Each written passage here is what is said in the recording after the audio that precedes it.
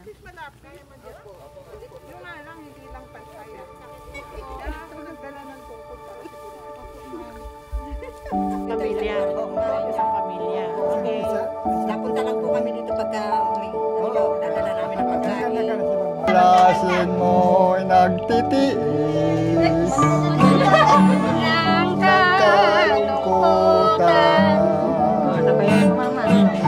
Ang buhay ko unti-unti.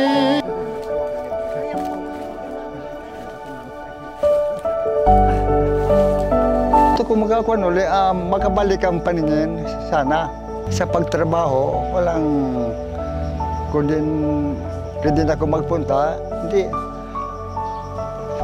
makapag-isa ako. Ngayon, hindi ako kung walang alalay si Mrs.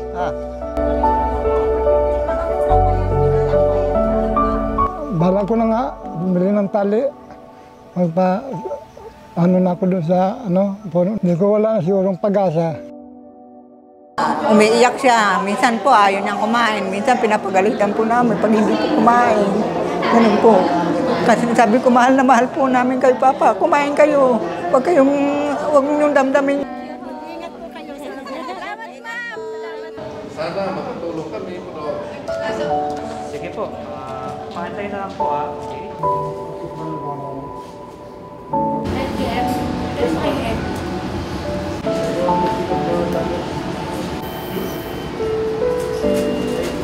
Nakita niyo na tayo. Oo. Nagliwanag yung kapatid ko, yung anak kong isa, nakakita man. Hindi, salamat.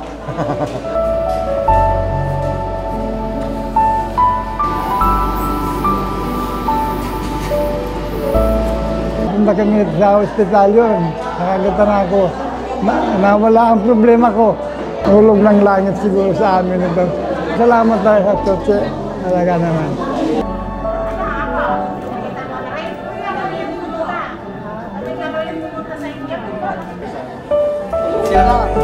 Sino yan? Sino to? Tanggalin mo mas mo. Alis pa po. Alis mo mas mo. Ganyan. 6 na taon po, hindi ko po sila nakita. Nakita ko po sila nung inopera na po ako. Nakita ko po na sila lahat, pati mama ko, mga kaibigan ko. Kita ko na po lahat sila, pati anak ko. Salamat po sa inyo. Binigyan niyo po ako ng paningin.